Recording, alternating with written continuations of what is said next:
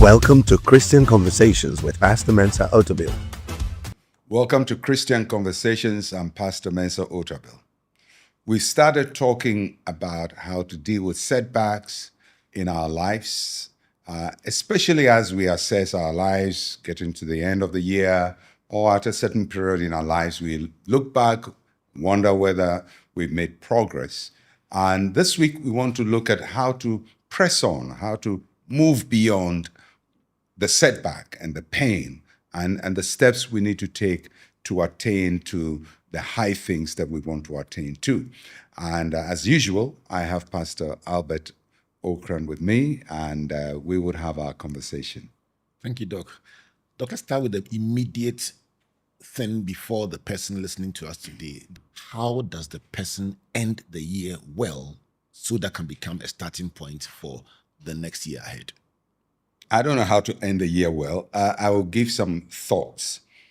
I think one of the best things you do getting to the end of the year is plan for the next one. We don't plan for the new year in the new year. You plan for the new year in the previous year so you can start the new year well. So the time we have, by the time you hit probably around October, middle of October, you should be locking down your year. By the end of November, the year's ended.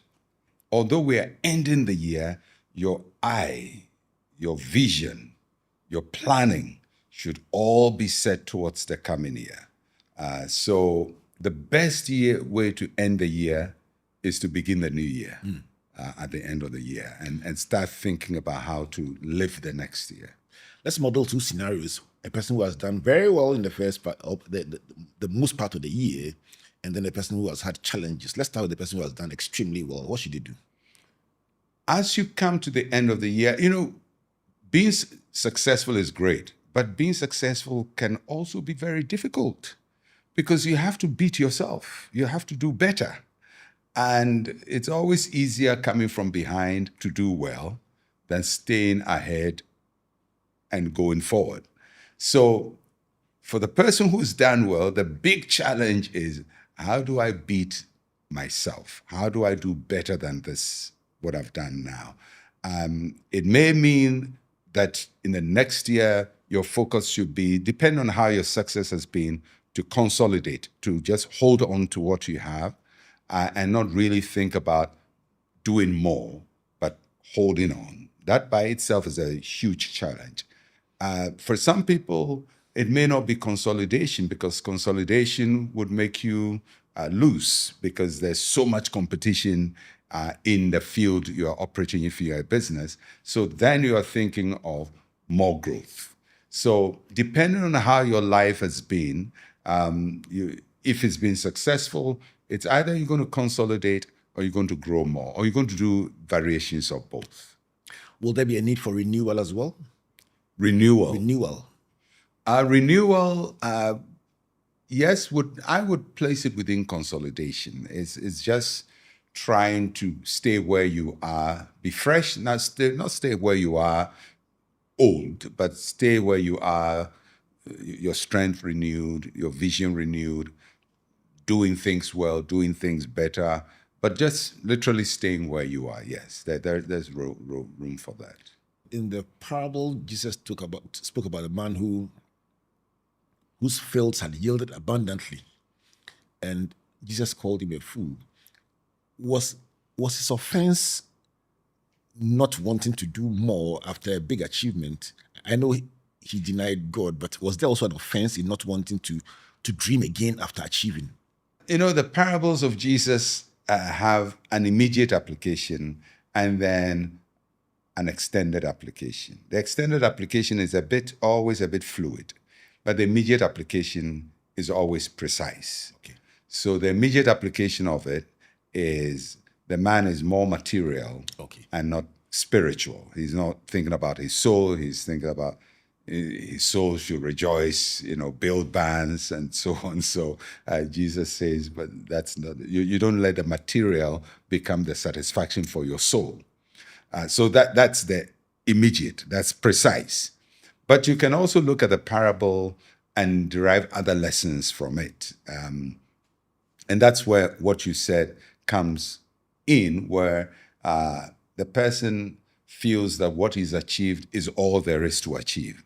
And basically, that's what Jesus is also saying, that what you've achieved, having great crops, is not all there is to achieve. There's a spiritual life you must aim for, and you are neglecting that. So no success is total, and no success covers everything. Sometimes people are successful in one area and defeated in an area. Even in a company, company can look at a year and say we've been profitable, but your profit may only have come from one product or from a department or from a certain activity or a certain policy that favored you, but it's not a general growth of the company. So you have to now start thinking, yes, we did well here, but let's not build a barn and put everything in this one basket. Let's now think of the other areas that we need to improve to make our lives, our company, our marriage, our church work for us. So scripturally, you must, as it were, always be improving. You have to, and you have to deepen the success. If you're a pastor, you'll find a year you've done well. And you've done well maybe because more people visited the church. You've done well because a lot of souls gave their lives to Christ. You've done well because you completed a building project.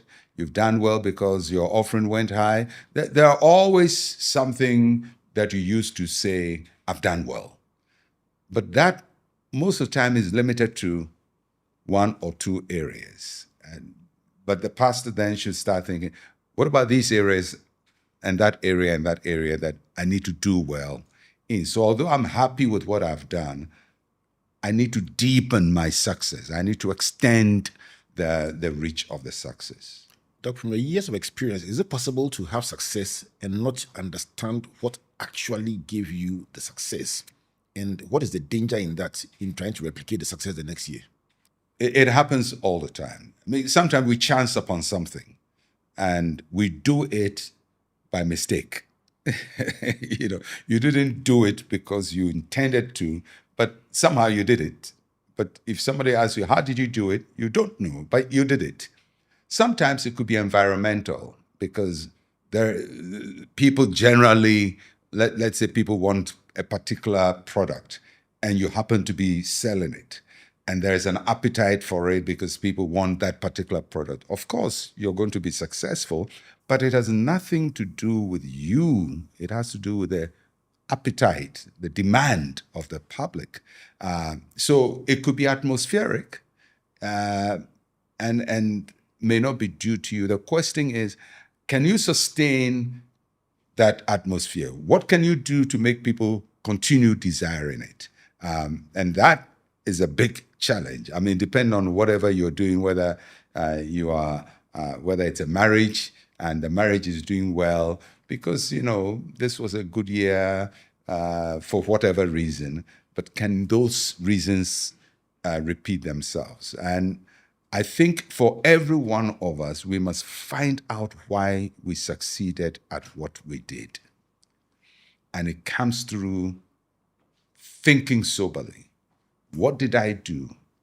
What did I not do? Who made this happen?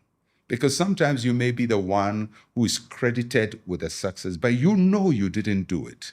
That somebody else was the success factor for what has happened. So how do you then harness whoever did it? And will that person even be available to help you achieve the success? So there's so many moving parts in this. Must we form a culture of asking ourselves very tough questions? So I believe that, as Socrates said, unexamined life is not worth living. We have to live self-examined lives. We have to constantly put ourselves under a microscope, not in a depressive way where you're always feeling bad about yourself, but in a healthy way where you're always assessing what is happening inside of you, what is happening around you, what has happened to you, what you are responsible for, what you're not responsible for. and trying to determine the things you control, the things you don't control, and how all of that shapes the outcome of your life. Beautiful questions, but also requires a lot of engagement. In Luke 14:28, Jesus talks about sitting down. What does it mean? Well, I mean, he's talking about somebody who wants to build a tower. Yes. And it's very interesting that he didn't say whoever wants to build a farm, but he said a tower, because the image Jesus has in mind in talking about a tower has to do with a stronghold for battle. Okay. So there's a huge strategic import in that parable. He's talking about being stressed. Somebody wants to build, is going to war. He wants to build a tower to fight. And he has to build something that can stand against all the onslaught of the enemy. And he says that the person has to first sit. Sit means pause. Don't just have the dream and implement it. You have to take a step back.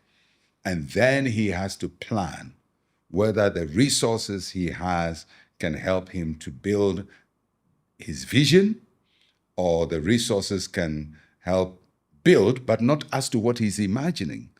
So if you have resources and it cannot build you a 10-foot tower, they don't try to build a 10-foot tower. You have enough resources to build a 5-foot tower. So build a 5-foot tower and think of how to use that advantageously. Otherwise, Jesus says you start building a 10-foot tower with 5-foot tower resources, and everything is sunk at the foundation, and people look at you and say, this is the guy who started building and couldn't complete. And the net effect is that now you have no defense, you have no protection, you are vulnerable, and the enemy can defeat you. It requires a lot of thinking. A lot of thinking, yeah. Let's look at the mercy of God. Lamentations talks about God's mercy. And in the light of somebody who doesn't have that big success you're talking about, it didn't go well for them this year, and they are trying to bounce back, and they are very keen. Let's look at the God's mercy as an enabler for the person trying to pick themselves up. Well, from the passage in Lamentations, it says God's mercies are new every morning. In other words, God gives us a bright opportunity, bright hope for tomorrow. As the song, Great is Thy Faithfulness, states. So every day for the Christian, there's a bright hope for tomorrow. So when God gives us tomorrow, when God gives us a new day, we should seize the moment. And I think for every recovery effort, fundamental to it is honoring the opportunities you have, the opportunity of a new day, opportunity of time, opportunity of a new door. Don't belittle opportunity. Don't belittle mercy. Don't belittle new mercy. Because new opportunity may come in so many forms, and sometimes it doesn't solve our problem. So you can easily despise it. You know, it's like somebody who says, I need 100 cities. And then somebody comes and just says, oh, I was just thinking of you and I wanted to bless you. Take these 10 cities. Now, the 10 city, you didn't have it. It's a new mercy. But yes, in your heart, you wanted 100. So it's very easy for you to say, oh, look at it. We're talking about 100, you're talking about 10. Look at what should I do with 10? But 10 is a part of 100. 10 is part of the process. And if you don't appreciate the little opportunities, the new mercies, how are you going to build to solve the big 100 problem? So for everybody who is coming from a setback, having a deep sense of appreciation For somebody who even says, God bless you, or somebody who meets you and says, it will be well. It doesn't solve your problem, but it's better for somebody to tell you it will be well than to say you are doomed. So, new mercy is that opportunity that comes. It doesn't solve your problem, but it gives you a foothold. It gives you something to start with, and you must recognize it. It may be some new person in your life, a new job you have, doesn't pay all your bills, but it's a new mercy. And if we look at it that way, then we have a sense of gratitude for what we have as we work towards what we don't have. It means that gratitude is a very big enabler for this season of our lives. Gratitude affects our attitude, because gratitude helps you to maintain a positive outlook in a negative circumstance. Gratitude makes you look at something you don't have, but still appreciate what you have. Because you're going to use what you have to get what you don't have. So if you don't appreciate what you have, how are you going to get what you have? Wow. Let's settle on Peter a bit. Great declaration as Zero Philippi following the Lord Jesus Christ. Then he feels he went so badly wrong. The turnaround, what can we learn from Peter about restoration? The interesting thing is Peter didn't do much about his restoration. Jesus did much about Peter's restoration. Peter's words to his fellow apostles is, I go fishing. In other words, I'm done.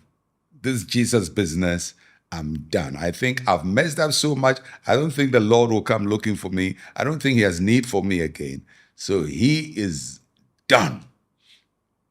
But the good thing for Peter, which we must learn from, is when Jesus reaches out to him, he grasps the opportunity. And how do I know that? When he is in the boat and somebody tells him, the guy who is at the shore, who just spoke to us, is the Lord. He jumps into the water because he grasps it. If Jesus will still come to me under this circumstance and still guide me, I'm not going to sit here for him to walk on the water to come to me. I'm going to swim towards him. And that's what I'm talking about. Sometimes the opportunity comes and we have to be aggressive about embracing it. Because sometimes I think people are very passive about life. They're too lackadaisical. They live. They don't have. Life is bad on it, but they live as if they have excess.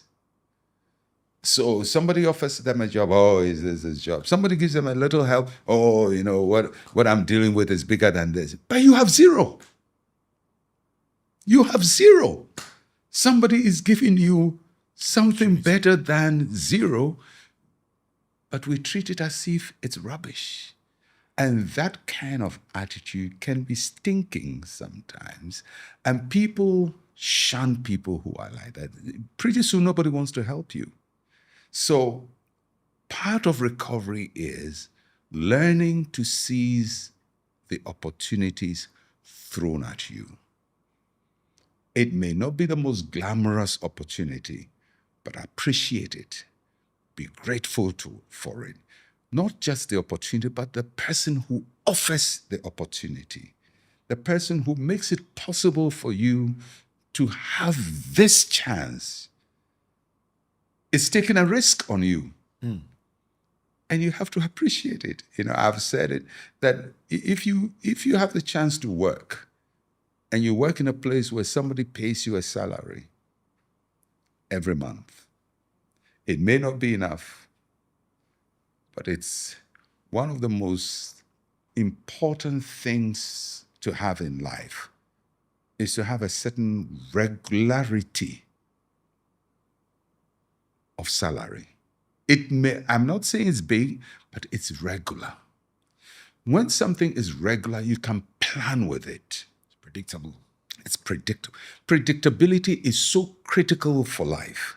So if I know that my needs are 100 My salary only gives me 20% of that. At least I know I don't have to hustle for all the 100. Now I have a predictable 20. What do I do for the rest of the journey?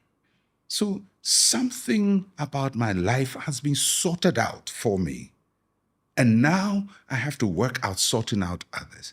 But when you despise the 20, and sometimes people talk about the 20 so disparagingly, and you wonder, but you are zero, you have nothing.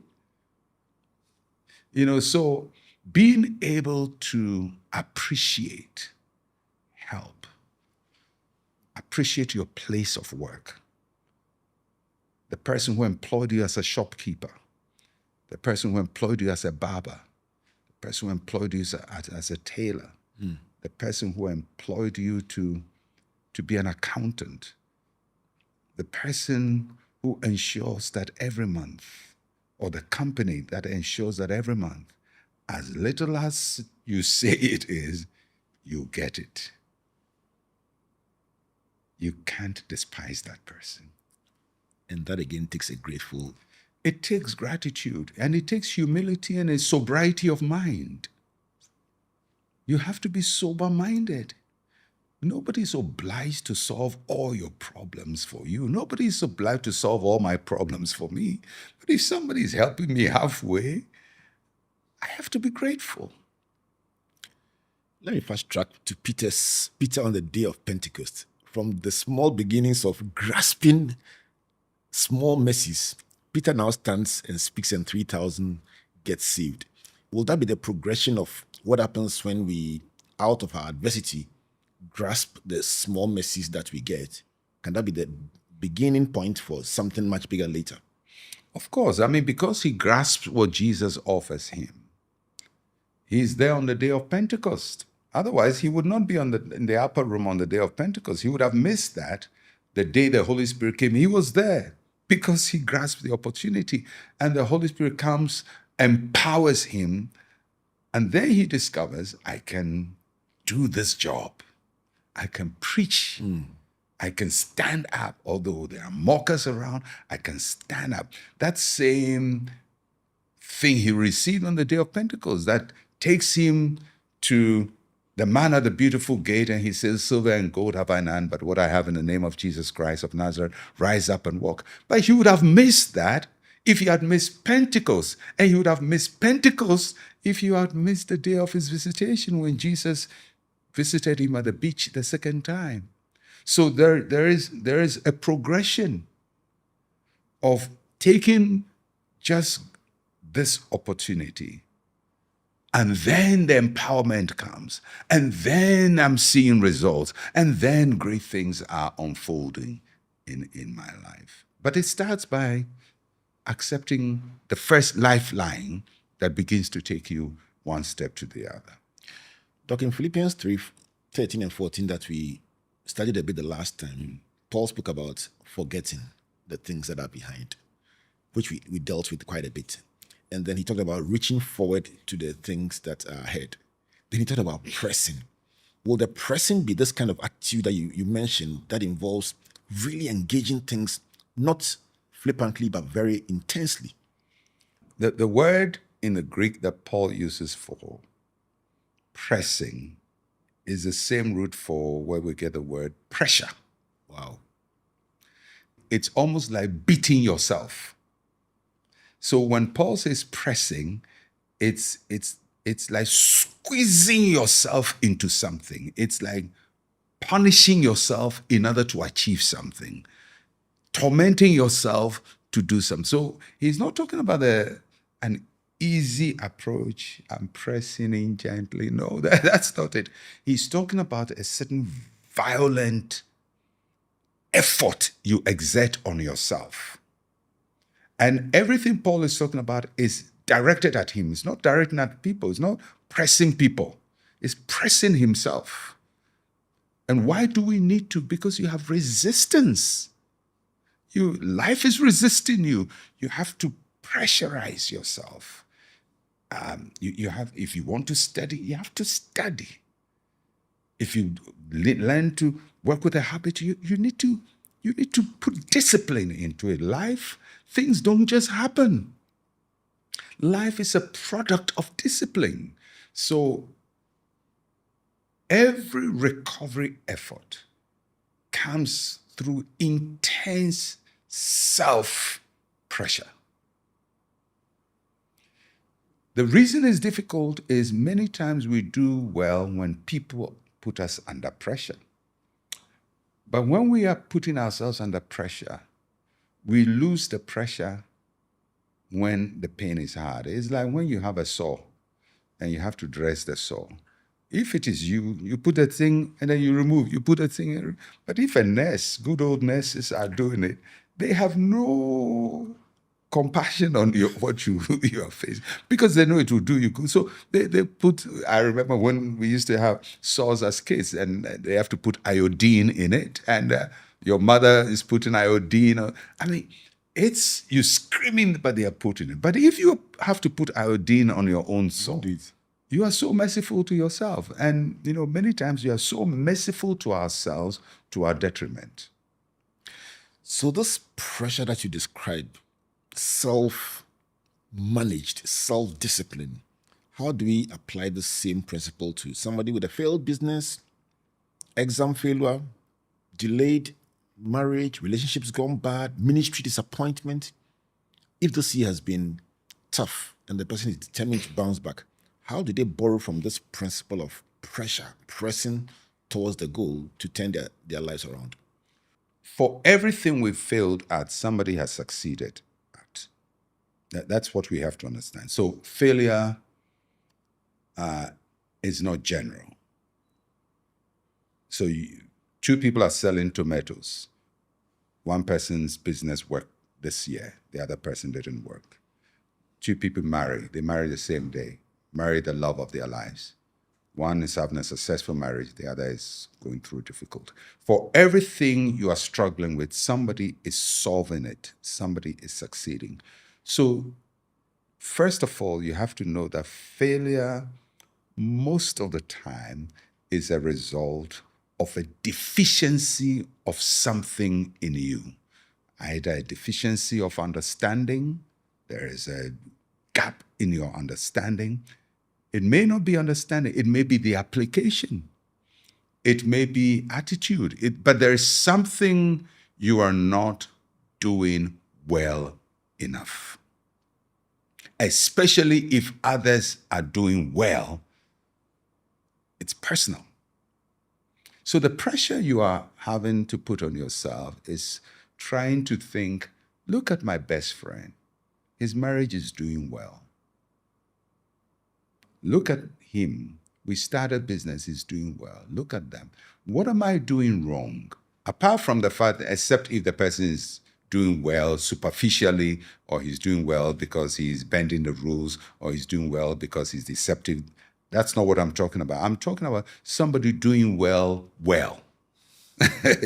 He's doing well. It's not pretense. It's not fake. It's real. So what didn't I do right? We don't like asking ourselves that question because it makes us feel lousy about ourselves. We don't want to think that somebody knows better than us, somebody is doing better than us, but that's really the truth. So being able to put that iodine on your sore, we don't like it. I don't like it. And I think people don't like it because you want to feel that, don't forget this guy, he's just luck. But if it's luck, why didn't yours work? So it's a certain mental attitude to say, I'm not going to look for easy answers. I think there's something I don't understand. I think there's something I'm not doing right. I think there's something I haven't grasped yet. And sometimes it may be sitting with somebody to mentor you, attending a seminar, befriending somebody who is successful at what you're doing, because you want to bridge the knowledge gap between you and getting it done. You want to bridge the attitudinal gap. Because sometimes when you're with people, you see their attitudes. When they wake up, what they do, how many minutes they spend on the phone. You just watch them and you realize, oh, wow, they do it differently than from me. So you're trying to bridge that gap to see what you are not doing right, that others are doing right to achieve the right results. That was the role of fellowship, Christian fellowship, hanging around the right people as you try to learn from good models. What's the role of? I think it's a very important part. I mean, we all know it. The friends you keep, the things you listen to. You know, these days there's so much to learn. I mean, there are podcasts that teach expertise in anything. In fact, even without going to a university, you can learn the equivalent of a university degree for free. But you need a discipline to say, I'm going to watch this podcast 2 hours every day. I'm going to sacrifice time and talk to an expert in this field to mentor me in this area. I'm going to pay a little money to attend this training program. You know, all of that is putting pressure on yourself and closing the gap between what you don't know and what you need to know. The knowledge gap, the attitudinal gap, and I guess the action gap as well. Yes. When all is said and done, it's the action. Yeah, it's the action. It's how to execute. You know, some people know everything, have the right attitude, but always postpone action. Action is the last step of the way, isn't it? I mean, that's what commits you. And sometimes, you know, it's like a man who meets a woman, says, I love her, you know, and I love her, but he never proposes. You know, so because it's scary. You know, the action part is always scary. It's when the doing takes place.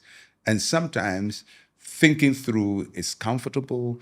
Even going through the motions is comfortable until you have to now take the action. And the action gap can be so wide between what is in your head and what you're actually doing. Doc, as we wrap up today, something you said has caught my attention very strongly about Peter and literally grasping the moment. And then you progress it to Paul and saying, beyond grasping the moment, put some pressure on yourself. If you could wrap up by speaking to somebody, reflecting on how the year should end, about how these two could be the turning point in their lives. Well, if you're ending the year and you feel you could have done better, not that you didn't do well, but you could have done better, and then you need to spend time looking at the gaps. What are the gaps? What didn't I do well enough? Maybe you started January well, by March, you know, you threw away a plan. What should you have done more? Think of the gaps. Think of the actions you need to take. Now, all of that is going to demand exerting pressure. And the reason is most of our failures in life are habitual. And when I say habitual, it means it's based on something, who you are and how you do things. So if you want to change that, then extra pressure has to come upon you. That means you have to commit yourself to a discipline you are not used to. And sometimes you do that by letting yourself be accountable to people or becoming part of a group that requires discipline so that in that discipline, you can build new habits, new lifestyle, and new expectations. But changing the outcome of our life doesn't come by chance. It's not by luck. It comes by effort. And you are able to put in that effort because you have what it takes to move from where you are to where God wants you to be. And I trust that next year, when you look at your report card, you would have said, I've done better, but I want to do far more than what I have done. That should always be our story. I did well this year, but I want to do better than this year. And I hope that will be your story too. Let's keep talking and we'll catch you again. Listen, if you've been blessed by this Christian Conversations, what makes the conversation really great is your participation. We want to be able to serve you. We want to be able to help you. And if you have questions along the line with what we are talking about, Please, let's have your questions. We want to interact with your questions. We want to think through them, and we want to pray that we can come up with answers that are scriptural and that help you to grow in your Christian life. We also want to encourage you to be part of this conversation. Subscribe to this podcast, and let us enjoy a time of enriching Christian conversation as we grow closer to the Lord. Let's hear from you, and let us build this together.